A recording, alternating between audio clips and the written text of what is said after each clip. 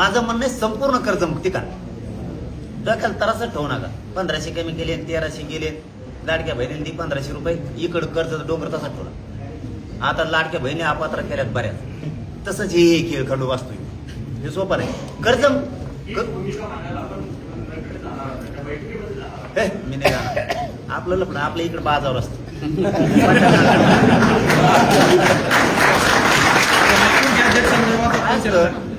संपूर्ण कर्जमुक्ती व्हावी ही माझी अपेक्षा.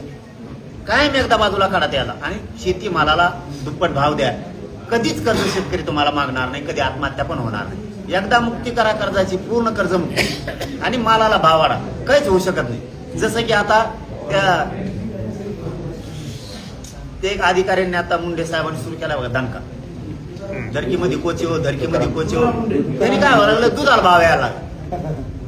शेतकऱ्या मी काही दिवसांना असे दिवस येऊ नये जर त्यांना आता 2-3 वर्ष जर त्याच जागा ठेवलं ना, त्या मोठ्या मोठ्या दुधाच्या कंपन्यावाल्यांनी हे कोण कोण आहेत भेसळ करणारी आणि शेतकऱ्याच्या घरी जाऊन दूध देतो पावशे.